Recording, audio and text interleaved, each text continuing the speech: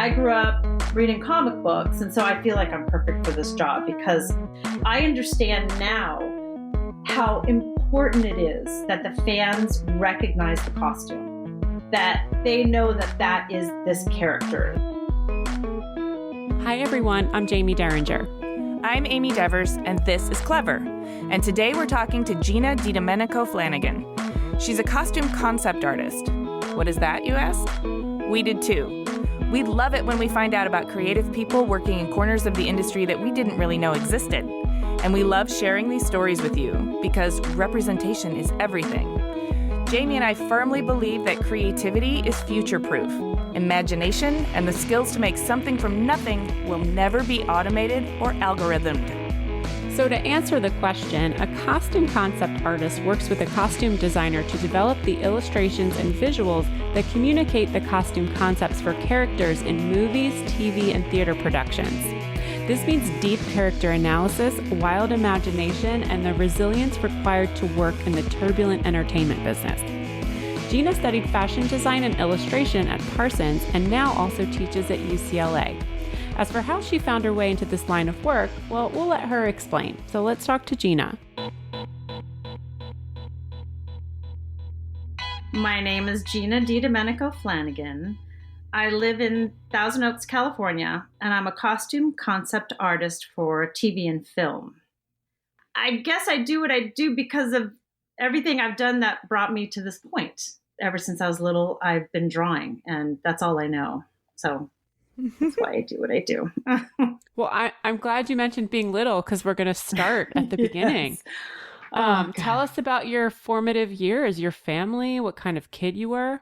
I was born in Fremont, California, and I lived on one of those fabulous cul-de-sacs with the house at the end where all the kids were the same age, and we all played in the cul-de-sac and roller skated after school and went to the 7-Eleven and got Slurpees and took our bikes to school and back. And it was fabulous. I did that until I was 10 years old. And my father was the president of Ghirardelli Chocolate. And so until I was 10, I had this great cul-de-sac, middle America experience, public school, and my dad was Willy Wonka, which kind of, I guess, pulled me a little bit out of the middle America experience. But I think it was because we had just a charming little house, and it was great. Unlimited chocolate, like unlimited supply of chocolate. All I knew was that when it was time for the class to have a party, that my dad would deliver huge baskets of chocolate bars. And so I guess I was mildly popular because of the chocolate. I remember we had a 5-pound bar that he would bring to school, and everybody would break it up. Just those. Remember that? Do you guys know Ghirardelli Chocolate? Uh-huh. I mean, do you know the big, huge 5-pound bar? I mean, do you know? I think I've seen it before. It's massive. It's just this big chunk of chocolate and magical to children. So it was fun. It was fun. How big is it? Are we talking like as big as a pizza or bigger? Bigger and thicker. Oh. Yeah, really big, like a big frame. It was big. So it was exciting, especially as a kid. Like a cinder block big? It's like it was 2 inches thick and, 12 by 17, something. It's like a birthday cake. Yeah, and I don't know if they still sell them. I'm not sure, but it was... But let me dig into that a little bit, because if your dad was the president, that also means he was probably a suit, right? And are we talking the 70s? I was born in 63, so 63 to 73. Okay. Were the 10 years we lived in Fremont. I had that picture-perfect childhood where my dad was a suit. He went to work every day, and my mom volunteered and entertained all of my father's guests, and it was like a TV show. It was perfect. And then what happened? You sort of left us with a cliffhanger. Then when I was 10, my dad got tired of working for Ghirardelli and decided he was going to start his own company. And he moved us to the Big Island of Hawaii. And he bought a macadamia nut company. And we were moved to an incredibly remote area of the Big Island called Honokaa. And we had this house on this hill, and my dad was the president of Hawaiian Holiday Macadamia Nut Company. He bought this company, and he used the Ghirardelli chocolate for 10 years, then I lived in Hawaii. And that was talk about a complete about face, because I drove to school. School was an hour away, and we lived in the middle of a rainy area, 2 hours to the nearest town where all my friends were. But I got to tell you, it was so different and so much fun. Absolutely so much fun to live in Hawaii. What a transition, because you had this social life on a cul-de-sac that transformed into this, natural wonderland. Hawaii's like completely different than a cul-de-sac in terms of natural beauty and, the universe operating in full force all around you. But socially isolating, it sounds like. Or did you make friends with the animals? Okay, so when we moved there, I think I must have been lonely because my parents bought me a horse. And I would come home from school every day, and I would get on my horse, and I'd leave until dark. And I'd travel around, I'd visit people, and I'd go down to the factory, and I'd go in, into town a little bit. And we lived in the middle of cane fields. So I'd be all through the back of the cane fields looking for like new adventures. And I think about it now, and I think about when I was in Fremont and we got on, into our roller skates and took off after school. And when I took off on my horse, and how we were completely detached. No one knew where we were for hours. Mm-hmm. And now my kids, I'm like, if they're on I've got Find My Friends, and I know exactly where they are all the time, and with our cell phones, and we're in touch with people all the time. And I just think, wow, I could have been killed so many times. No one would have found me for weeks. No one ever even asked me where I was going on my horse. I would just get home and I'd leave. Times were so different. And it was so much fun. You really got a sense of independence, and adventure. Yeah. Mm-hmm. That we're completely missing. The kids now are completely missing. Because their time is so structured. They can't make the choices that you could make.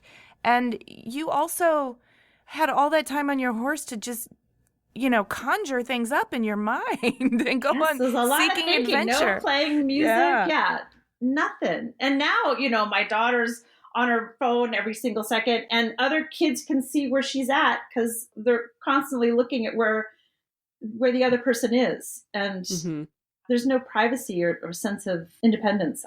I'm really glad that you told us about that, because I think that is a really formative chapter of your life. And, roller skates or horse, I think it depends on the landscape, right? However you have to get around. A horse would have been really weird on a cul-de-sac. Let's just say that. Yeah, that would be tough. Totally. But I have to say, I really am happy with my childhood. I feel like I was blessed. It sounds awesome. Both worlds. I had two. Yeah. I feel like I had two lives, and I feel like in my adulthood, I've lived two separate lives. Kind of. I'll let you guys be the judge of that. We'll get into that. So all this time on your horse, did you ever, using your imagination, is that kind of where your creativity came from? When I was young, I just drew all the time. When I was little, I was always drawing. And then as I went into high school and when we were in Hawaii, I got really into theater, and I would paint all the sets. Through my whole youth, I would always get complimented on my art, even though it was just for fun and frivolous and cute. My folks were very academic based. They thought my artwork was charming. There wasn't anything serious about that. That was just kind of like what I do that's so amazing. But I would always get positive reinforcement. And thinking back, it always filled me up when I was young. Mm-hmm. I had no idea there'd be a career in art. And if you had asked my parents in those days, they would have told me, artists don't make any money. You can't make any money doing that. It's not to be taken seriously. It's just for fun. Yeah. And I kind of have a bit of anger about it now, because I think I was a late bloomer in terms of my art because of it. In those days, I don't think art was really regarded as a real career. At least in the 70s or 80s. Maybe I'm wrong, but that was my experience. Well, it was my experience too. So Right now, it's Oh, still really? a struggle to Yeah. convince parents that you could be an artist and be financially, secure. Stable. I think now with digital art, I think digital art has changed the face of the business because we can work from anywhere. I mean, I could live in France as long as my career was solid. I could probably have a full career from there or here. But I think with digital art now, we have a lot more opportunity to have a career. Well, before we get deep into the career in the digital arts, let's talk about the college years, because already we've been to Fremont and to Hawaii, and now we got to get to New York City because you studied fashion design and illustration at Parsons. Yeah, but it's embarrassing. Well, maybe not, because we all have our path, right? And sometimes there's a big wide curve around to where we finally get to. So I was in the theater a lot in high school. So I thought I wanted to be an actress. I got into SMU in Dallas, Texas, and they had a really good acting school. And so I went there because I was not terribly good academically. And it hurt me a lot that I wasn't great academically, because my brother was all honors, had a 4.0, went to Stanford. And here I come, I draw and I get like B's and C's in school. So I was not my parents. I didn't make them too terribly proud at that point, because they, like I said, they really responded to academics. Yep. So I went to SMU, and after a couple years, I realized that acting was not what I wanted to do. And I decided I wanted to see if I was an artist, and because it was the only other thing that I felt that I had connection to. And so I went to the Academy of Art College in San Francisco. And that school was fabulous. I took every class I could get my hands on. And so I did graphic design and fashion illustration, product design, packaging. I took every class I could to see if I felt any kind of connection. And after, I was right when I was about to graduate, and I did really well and I felt really good. So we're in year now, I think 4 of college, or 5. Frank Rizzo at Parsons saw my work and sat with me and said, okay, why don't you come to New York and be a fashion designer who can illustrate, which would secure, a great career. And I said, okay, because I was obsessed with, Parsons. You don't get asked to go to Parsons and say no. So, and I had learned a lot about Parsons by that time. And so I started basically over again. So by the time I graduated from Parsons, I had been in school for 7 years, and my mom says I could have been a doctor. She still says I could have been a doctor, but I guess I could have been a doctor, but instead I'm an artist. You couldn't have been a doctor. Listen to you. I know.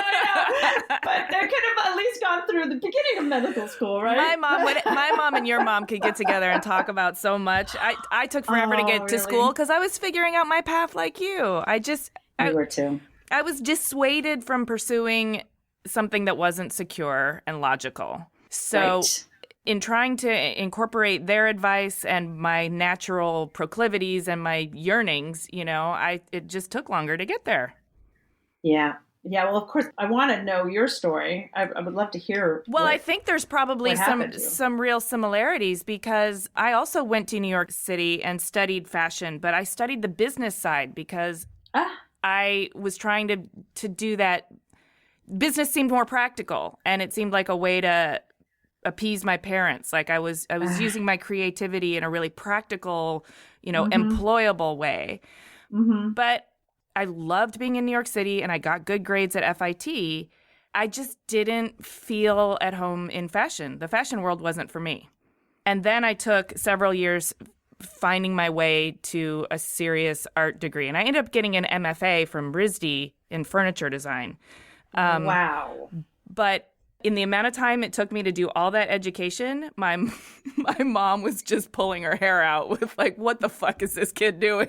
Right. And I think partially it's their fault. If they had promoted our artistic qualities, if they had been proud of them, we would have found our way probably way sooner, but we would have missed all that education in between. I truly believe that everything I learned, even though I was wayward for a while. I was taking this long arc to get where I am.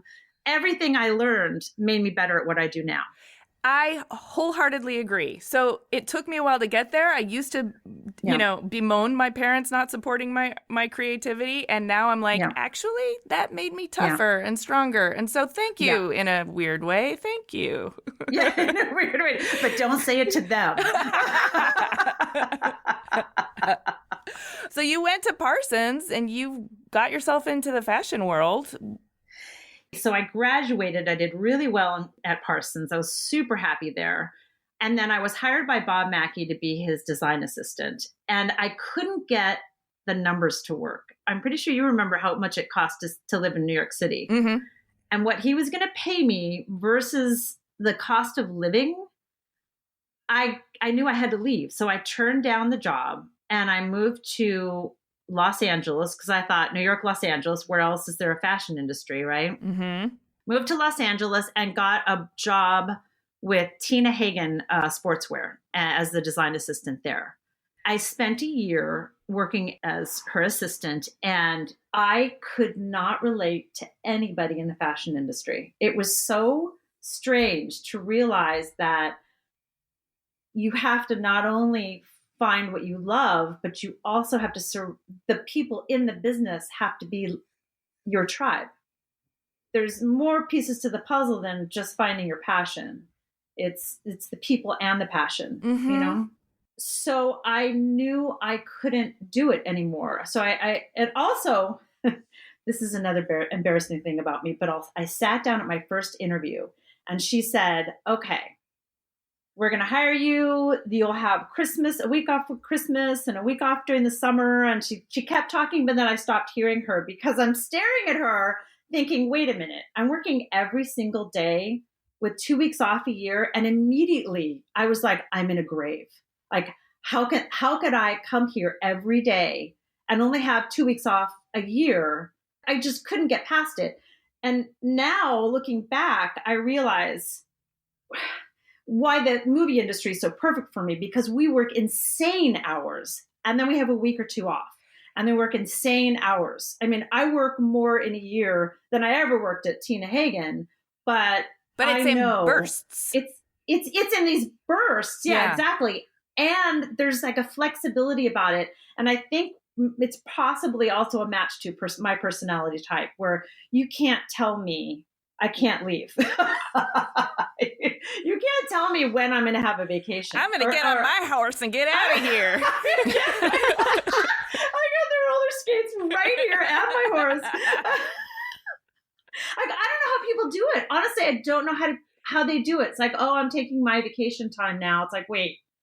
Well, what? You're talking to two people, Jamie and myself, but Jamie couldn't do it either. Like working for the man just felt like too restrictive. And I think you're like this too, but I needed to understand the system. I needed to know how things worked at the core level so I could tinker with it and make it the way I needed it to be or make it better. Mm-hmm. Or Jamie too. I just couldn't get along with any of my bosses and just realized that I'm a better boss to myself. Oh, that's funny. Why do you think you couldn't get along with your bosses? Were they asking you to do something you didn't believe in, or?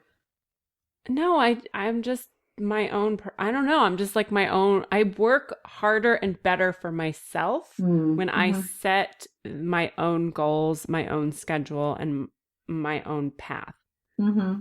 This is all similar, being able to work. Though some people love the comfort of knowing they go there every day. They arrive at this time. They leave at this time. They have this week off.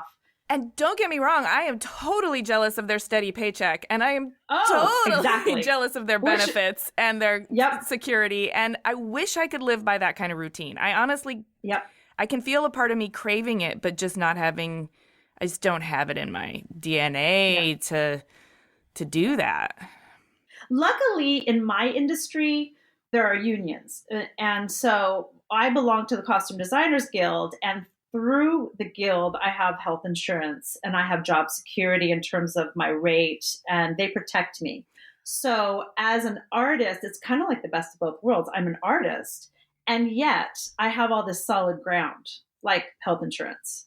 through this union. You can't really work unless you're part of the union, either the Art Directors Guild or the Costume Designers Guild, or it's kind of perfect storm. It's because I'm not like painting and doing what I want and making my own hours, but then I have, no security or no pension or none of that. I have all that. So I feel lucky. I am really interested in the idea of a costume concept artist. I just really want to know more about that. It sounds very magical. Yes, it's magical. And obviously very conceptual. So can you talk a little bit about what that means? Yes. Okay. I go to work, and as a concept artist, costume concept artist, at the beginning of every concept, I will sit with the designer and she will talk to me about her vision.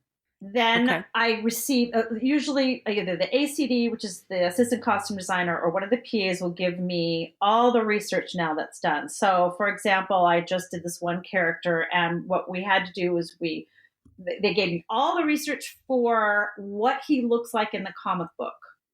And then I get the vision from the designer. I have to understand what she's looking for. And then I melt it together, because I grew up reading comic books. And so I feel like I'm perfect for this job, because my brother Paul was like crazy about comic books, and he got me into it when we were kids.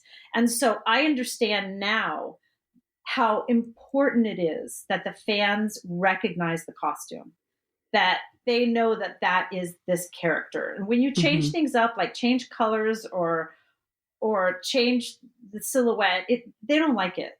So it's my job to create all these concepts that melt what the designer wants, what can function, and what the fans want. And so I create all these concepts that we look at and pick for pieces of each, and we hone down till we get to the concept that's going to be made.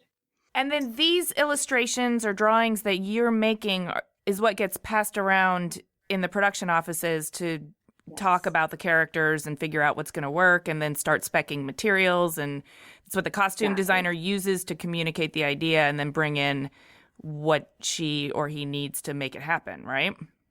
Exactly. So we're going to show the producer and the director 5 of the 20 that we created. So we pick our favorite 5. I clean them up. We pass them on. We get notes. So now we go through all these phases of notes and changes and adjustments. And then once we hit one, then it goes to network. And network has to approve it and give us their notes. So I could work on one drawing for 3 months. I just finished Stargirl, and we worked on Stargirl, who was the lead. Oh, I think I was on that drawing for 5 months. Whoa! It's so important. And then once it's approved, then I take the drawing and I've got to break it all down to what's hard parts, what are the soft parts, all the fabrics. The designer I work for, Laura Jean Shannon, she likes to print all her fabrics, all the patterns on them. So I have to create artwork that goes to the printer so that they can print on the fabric. And usually it's like, I also just finished The Boys, and the lead character's symbol is an eagle. So we did this tiny eagle print on his fabric that looks like chainmail, but if you look really, really close, it's an eagle. So we have a lot of fun with all the Easter eggs and all the things that we bring into every single element. So not only do we have to print the fabric, but then what's hard has to go to special effects. So they're looking at my drawing and they're building all the pieces that are hard using my drawing as reference. I'll do a back and a side and a front view. And then it'll go to the soft parts. And so there's soft, there's hard, there's special effects. Then people have to, for example, like the mask has to be built in ZBrush and then 3D printed. So it's like a 3D program where it's like you're working with clay, but they're working in a 3D digitally. And then from there, they can print it on a 3D printer. It's amazing. It's amazing what one costume takes when it's done right. And this is for television. For movies, it's the quality that Laura Jean's putting out is incredibly high. So they're done beautifully. Yeah. I mean, it must be very exciting for you to be using drawing, the thing you've loved to do your whole life, as your main form of livelihood, but also your background in fashion, your understanding of garment construction, all of that, your sense of adventure, your graphic novels, like all of that seems like it's rolling up into this sort of wonderful composite, and you found your way to kind of the perfect career for you, which I love it. It's a heroic journey. It's crazy. Yeah. In Parsons, they made us sew clothes, and 3 years of sewing, and I wanted to die. But now I know exactly. I know every name for every sleeve. I know exactly what kind of seams have to be. So when I'm creating the concepts, I'm also figuring out all the seaming, and I can do flats and I can do everything. And so one really fun thing is the actors come in, and in the preliminary fittings, we have them in these bodysuits. And I have to draw on them all the seam lines that I created in the concept. Mm-hmm. So I have to mark them everywhere. And so Are you Sharpieing up naked fun. Bodies? Well, no, they're in a bodysuit. And I'm always like, I'm so sorry. I have to touch you everywhere. And luckily they're so padded. They're like, it's fine. I don't feel it. It's fine. I don't feel it, because they have muscles padded, None of them are as muscly as we need them to be. It's hysterical. I'm drawing on all these actors, in their bodysuits, and it's just super fun. It's really fun.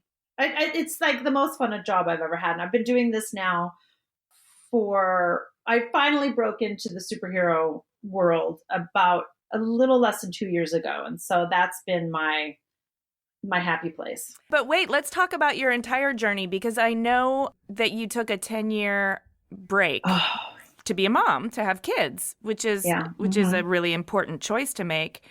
But I also know that, leaving an industry and reemerging or trying to come back into it is really tough. So what can you talk about in terms of that whole chapter? So I had 3 daughters, and I worked a little bit after my first daughter was born, but by the time I had my second daughter, it was very difficult to work. So I was, when I left, at the top of my game. I was a working illustrator full-time, movie to movie to movie, all A-list movies. Can you give us a sense of what year this was-ish? 1999, I left. 99. Okay, so sort of 2000. Before the digital revolution. Oh, yes. I remember I was working for Ruth Carter, and she said, who's just won the Academy Award. Yes. Amazing. For Black Panther. She said to me, you need to, this is before I left. She goes, you need to really look at this computer thing. And I went over to where she was working, and I'm looking at it, and I'm thinking, no way. And she's like, you got to think about it. And it was so archaic then. And I was like, no way. And I was also on Star Trek. I illustrated one of the Star Trek movies, and First Contact. And I was in the production office there, and they had a computer set up, and I'm looking at it, and the guy's showing me like what's good about it and what's flawed about it. And it just seemed so flawed at that time. I just discounted it. So dumb. So I left the industry because I realized you really can't do 2 things well. So they're both going to suffer, or one of them is going to suffer. And I chose to have 3 children. So, I really wanted to be a good mom. So I stayed with the kids until I got a divorce. And when I got a divorce, I knew I had to go back into the industry. I had to start working. I was unlucky in terms of I did not get child support or alimony. And so I was very desperate to rebuild my career very quickly. And I reemerged, and all the players were basically gone that were there when I had been there before. And they were all young men and computers. And I was stunned, to say the least. I was a deer in headlights. I had no idea what to think or what to do. And I pulled out my light board and my paint and my bristle paper. And I went and did one job, and they laughed at me. It was devastating. Oh my. I knew I had to learn what this whole computer thing was. And I started taking classes. I found a teacher because there was no class that would teach me how to be a concept artist, a digital concept artist. There was character development, there was scenic backgrounds, there was basic Photoshop. And so I found out from the other concept artists what I had to do. Like, what is it that I have to learn? And they said, you want to work in Photoshop and you want a MacBook Pro and you want this and you want that, you want a Cintiq. And I said, okay, so I found a teacher that would give me private lessons. And I said, okay, I don't want to learn how to do Photoshop. I just want to learn how to get through Photoshop and create what I need to create. And I just showed him a picture of a digital costume illustration. I said, get me here, get me to this point where I can do this. And I took a year of private lessons with him, Patrick Rodriguez, who's absolutely fabulous. He's a previs artist, incredible, really talented, works for Disney. He got me there, but it was a lot of tears. I honestly, I say this a lot, but I cried for a year. I was 50. Wow. Well, I just want to give you a high five, a pat on the back, and a hug. Like, I think it's really ballsy and badass. I mean, you had kids that you had to deal with, and you had to get back into an industry where all the players had changed and all the technology had changed, and you had to prove yourself at 50 years old. It was terrible. I was so scared. It was rough. And what I found out recently is I'm the only person who has crossed over from the early years, from paint to digital. I'm the only person in my guild who's been able to do it. And so all of your colleagues from the time got weeded out by that force. And you, while you didn't know what was happening, you just like threw yourself back in. I was like, okay, this is what I have to do. I'll do it. But aren't you glad you did? Don't you feel so? I am. Because I'm having so much fun now. I am. And I was really like angry with the whole digital revolution. I didn't like it. I didn't like how it felt. I didn't like how it looked. I didn't like everything about it. I didn't like how young boys were doing it. Why are they doing costumes? Why are they interested in costumes? Why aren't they doing creatures or getting dirty somewhere? Why, this is a girl's job. It was feminine. We were painting beautiful pictures of girls in gowns, and it was so nice. And now it just felt so different. I was angry. And finally, when something clicks, and I think it's probably at about 10,000 hours, if that's the rule, right? 10,000 hours. Something like that. Well, probably at 10,001 hours, I was in love, completely in love with the Cintiq and digital art and Photoshop, and I could never go back, ever. I love hearing that. And I also I think whether it's digital or just anybody learning a new skill and a new set of tools, fighting that fight through the 10,000 hours to get through to the other side can be so liberating and so empowering. And it's really nice to hear even the change in your voice. And I love that you told us about how angry you were, because that's how you're taking us through your experience. I mean, we got to know the feelings. But I got to tell you, though, without necessity, I couldn't have done it. There was no choice for me. I was either going to take care of my kids financially or move, I guess, back with my mother. Yes. Mom, who said you'd never make a living doing art. That wasn't going to happen. That's your necessity. She would have absolutely been like, see, I told you not to marry him, and I told you not to be an artist.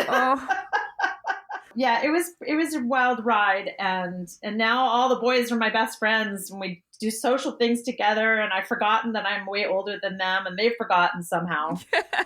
And we just have a great time together. We're a family. Yeah, we're a tight family.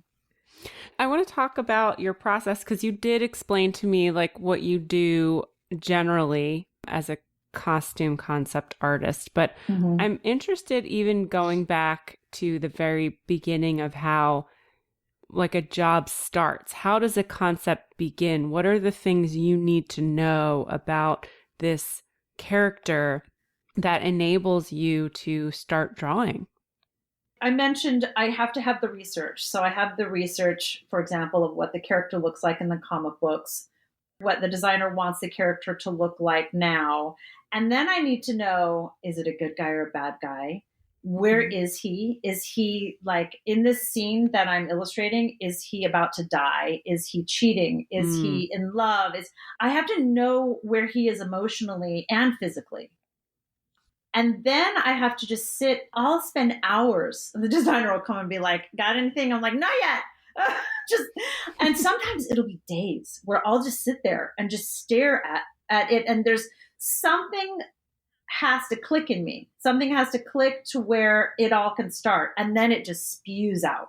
Yeah. And I never know quite what it is. Sometimes it's all right there, that they basically hand it to me. And then sometimes it's just not there and I'm just not feeling it. What do? You literally sit there and stare? Or do you go for a walk or a run? Or do you, I don't know. I surf the web.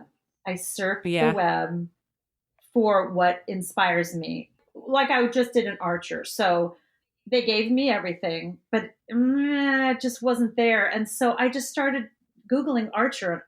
And I think about the luxury we have now to just Google things. Right. Whereas, remember the dictionary? Yes.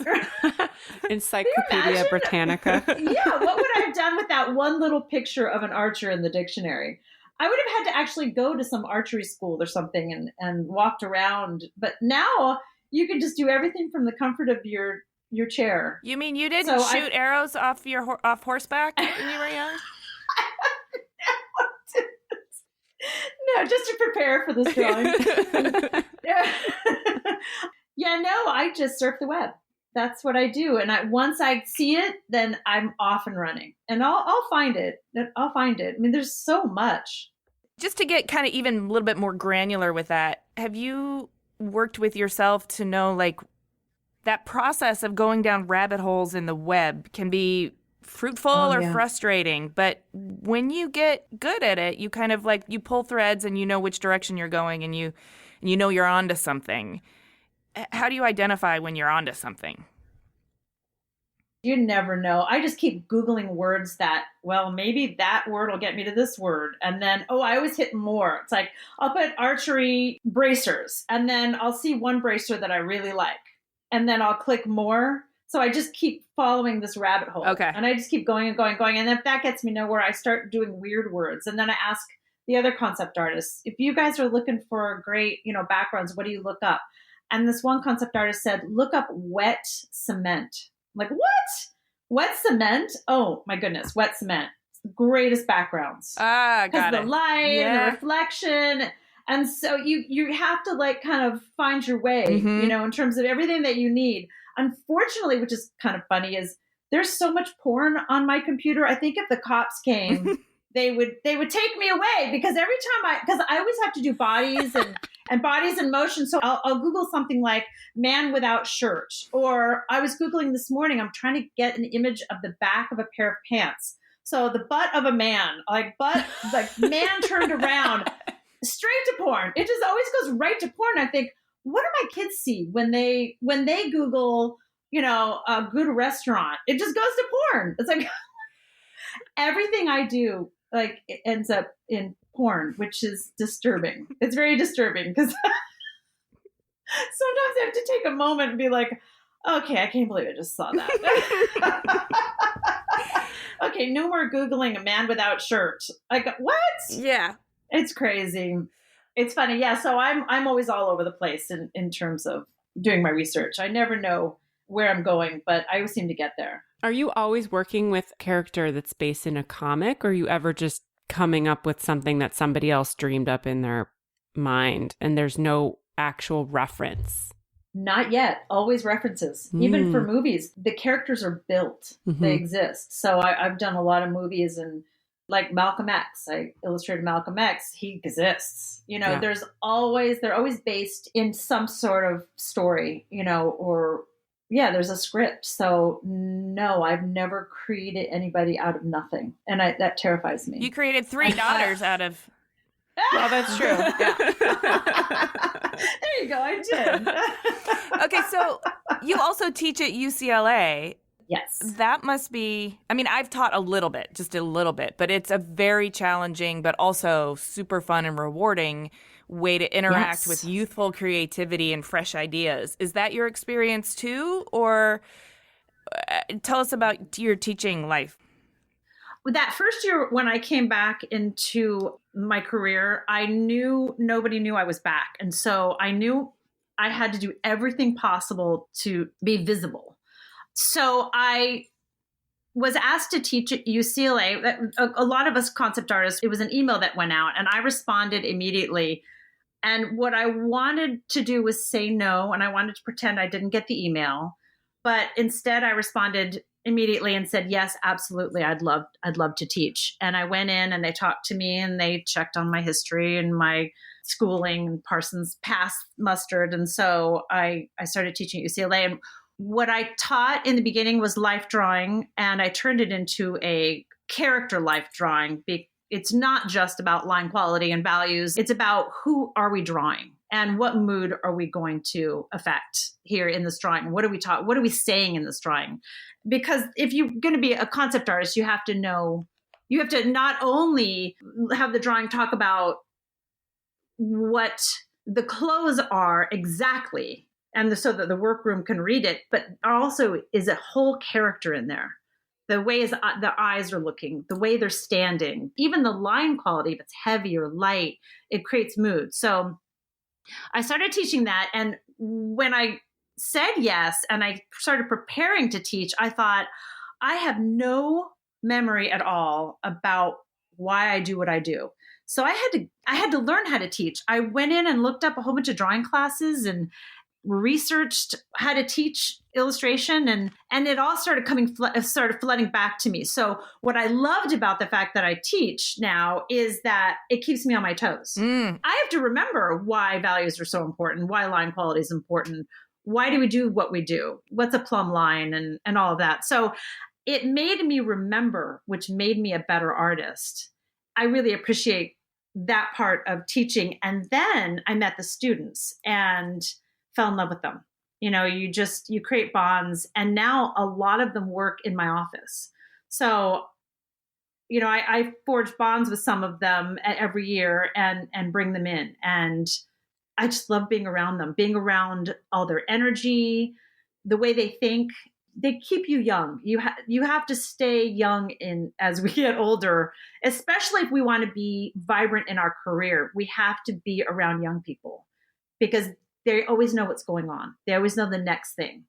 And as much as we want to believe that we do, we don't. We don't. We're so tired. I'm tired. Okay, so back to the entertainment business.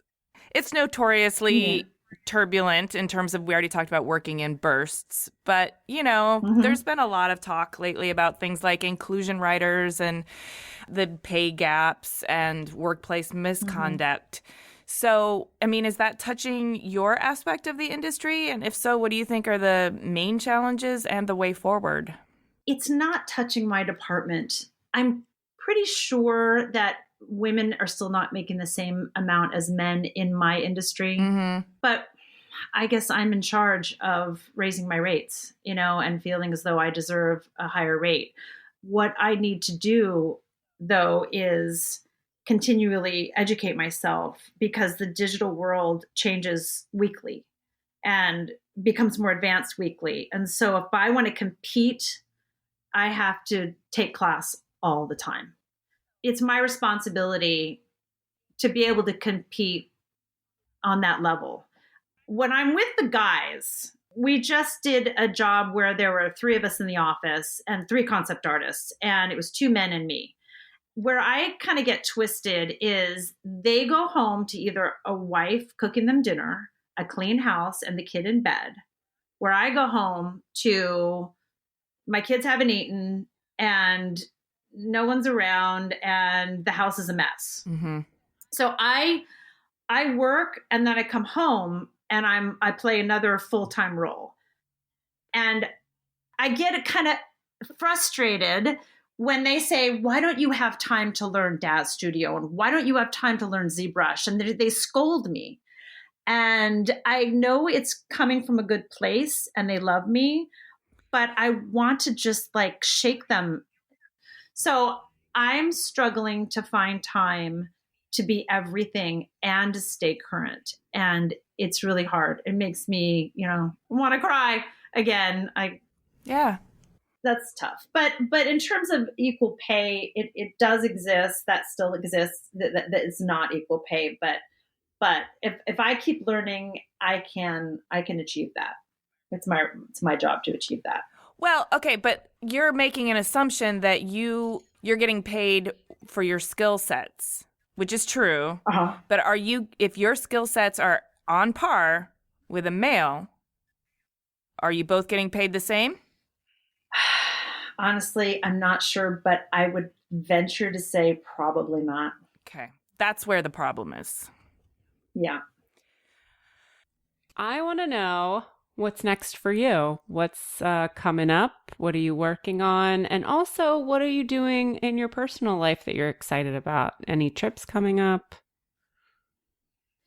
Okay, what I'm doing. Well, for the last year and a half, I've been working on 5 TV shows with Laura Jean, who's become an empire. She has 5 rotating shows, and it's Stargirl and Titans and Doom Patrol and Black Lightning and The Boys. And so if I'm not on one show, I'm on the other, or I'm working tandem a couple shows. So I'm always creating characters for all these shows, because every season there's new characters, or someone has to change their clothes or something. So it's what I'm hopefully going to be doing until I get my kids through college.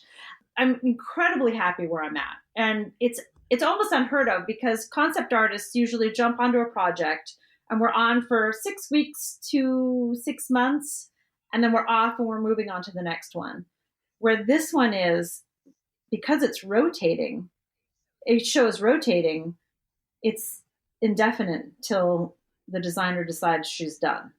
This is where I am, and this is where I want to stay, which is also very female, because the boy concept artists jump in and jump out. And they're like, oh, I've got a green pastures over there.